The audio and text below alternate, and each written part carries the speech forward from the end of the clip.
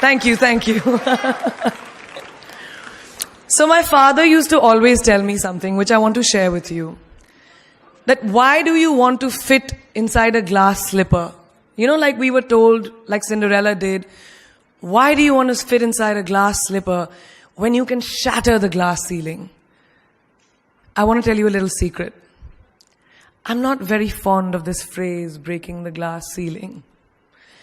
Why does it annoy me? Because it takes the context of everything that I have done, all my achievements, all my hard work, and puts it into a box. As if my ambition was, Kire, I want to find a glass ceiling and break it. Not at all. To be really honest, I was never in a mission to break, to shatter anything. All I wanted was to chase my dreams, my ambitions.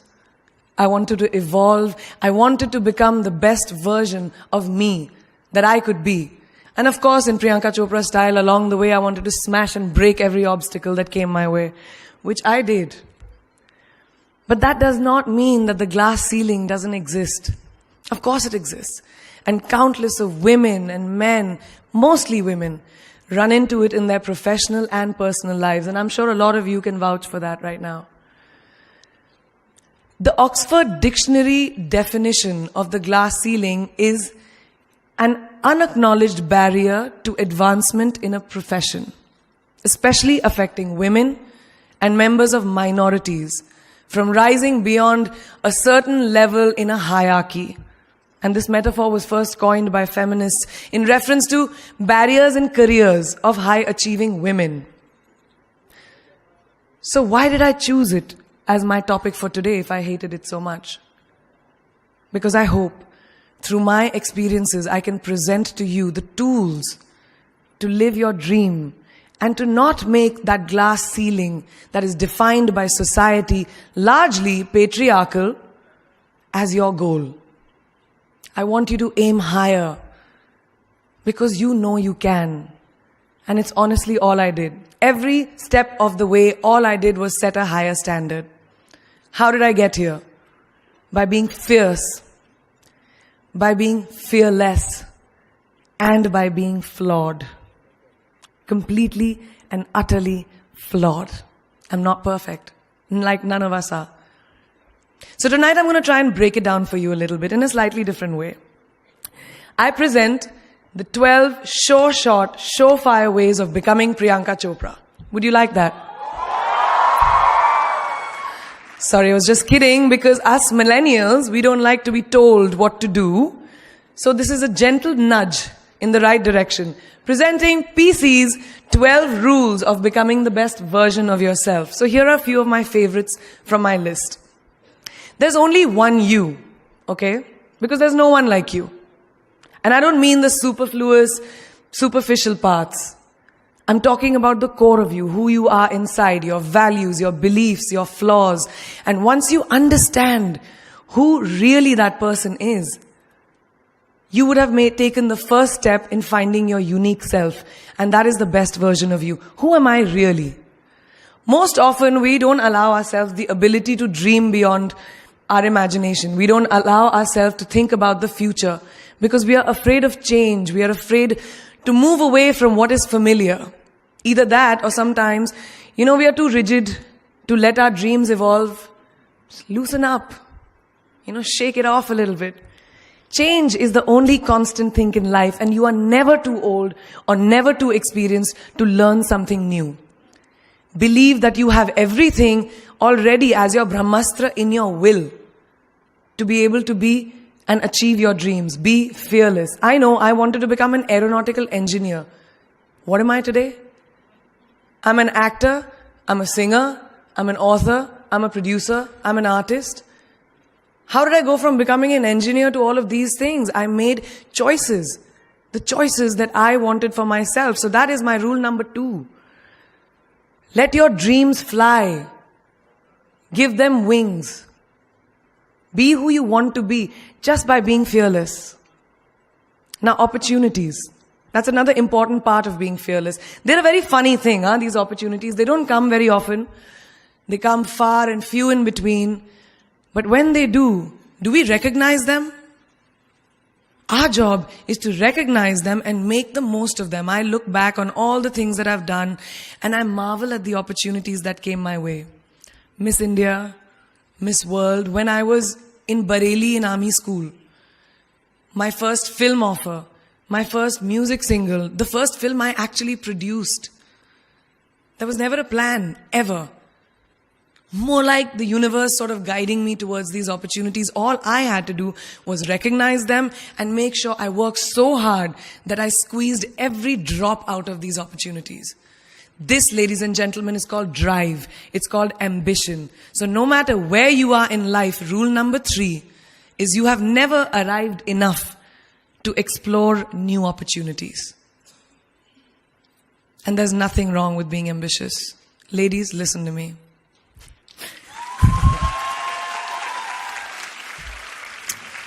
Now, for all of you guys who like everything in life, I don't think there's anything wrong with wanting to have the whole cake and eat it too. Nothing wrong. I want everything. Mujhe sab kuch chahiye.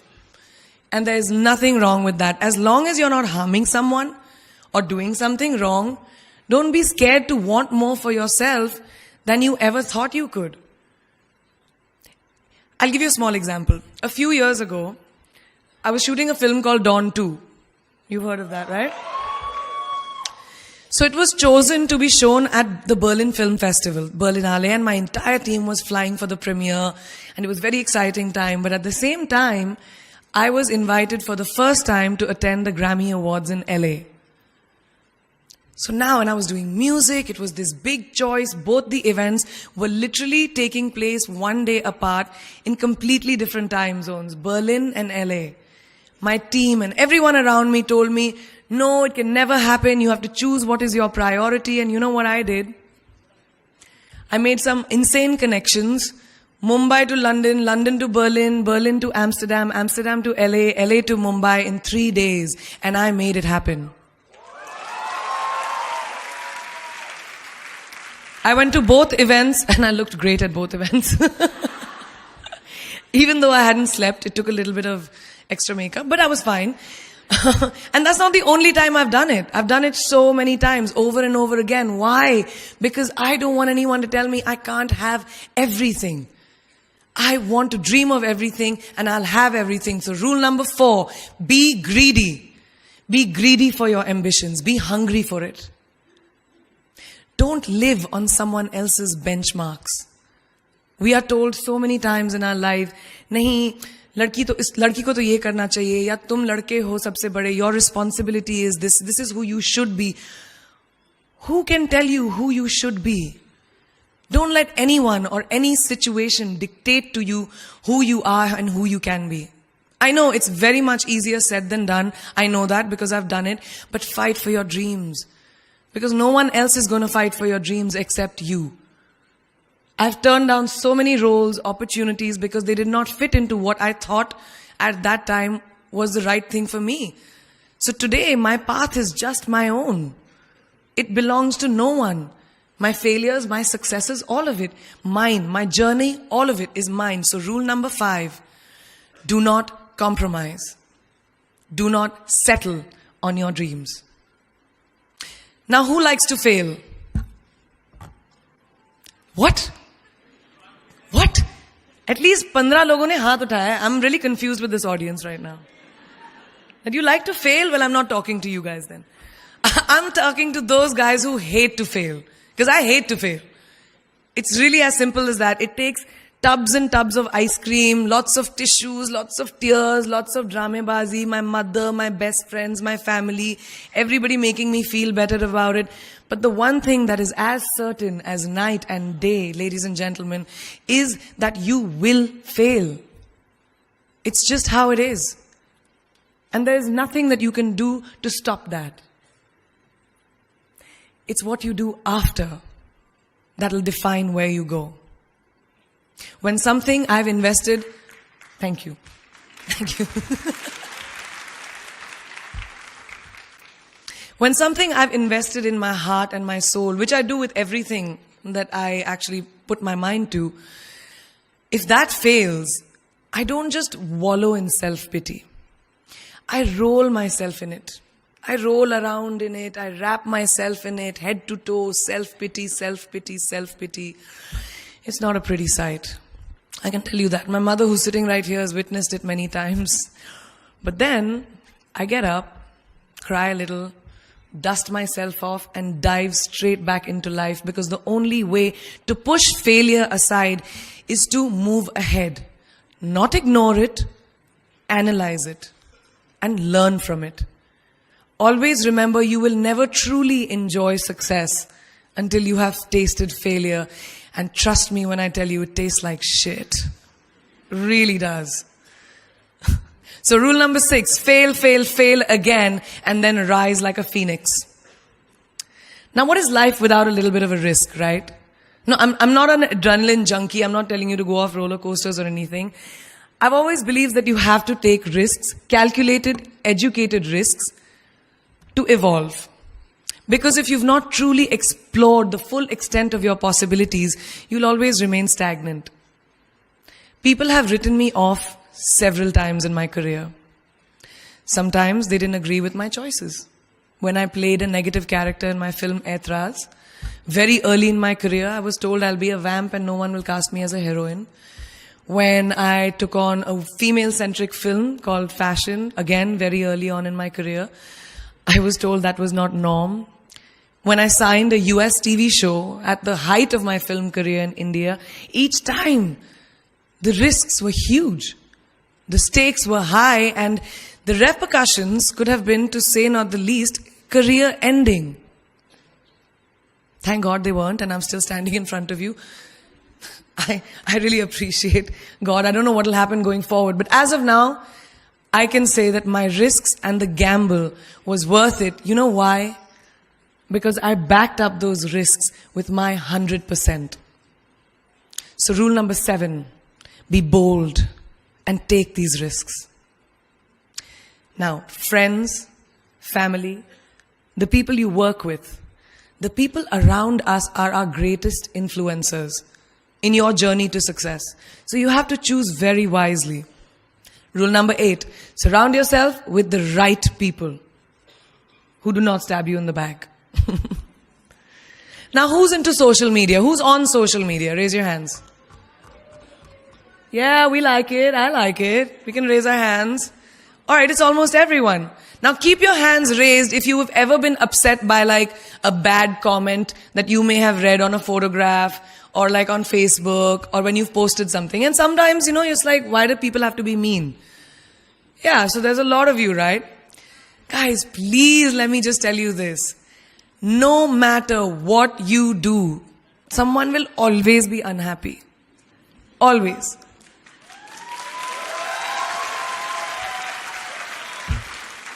Especially in this age of social media, it's so easy for us to be confused between the voices that actually matter and the opinions of faceless people writing behind the anonymity of what the web offers. They don't matter. So rule number 9, you can never please everyone all the time. And the biggest favor that you will all do to yourselves will be to laugh at yourself, at situations. Find a moment to appreciate every single day this funny thing called life. And that's my most important rule number 10. Don't take yourself too seriously. We're not making rockets. All right? Calm down, have fun, and just enjoy this beautiful journey that we've been put on. I do that. In the meanwhile, hi. मैं यही हूँ, मैं जा नहीं रही. 2 और rules बचे हैं. It's really not that hard, in my experience, to be kind, to be compassionate, to be human. You will never know someone else's full story, so don't be quick to judge. My mother, who's here tonight with the rest of my family, this entire front row is very Chopra and Akhori right now. She taught me when I was very, very young that there is always someone who will be less fortunate than you. Always. So give back wherever you can. There's a huge reason I started my foundation. I lend my voice to UNICEF, Girl Up, and causes that I'm associated with, because we have one world, and it's ours. And we need to heal it, and that starts with us.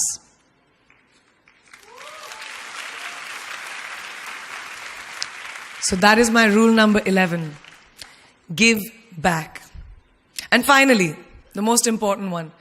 Always remember where you came from. It's truly what defines you. So I'm a proud Indian, an army ki beti, daughter of 2 doctors with a middle-class upbringing and ginormous families, who I love on both sides. We've seen good times, we've seen bad times, we've seen hardships, we've seen pain, laughter, sadness. But that is what has made me who I am. And I wear that with pride every day and everywhere that I go. So last and definitely not the least, rule number 12. Don't ever forget your roots and where you came from.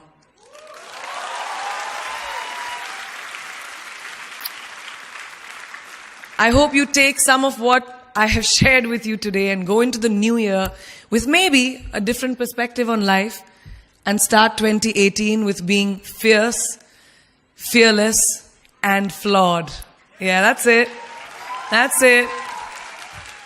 I read this somewhere and kind of stuck with me, and I hope it'll stick with you.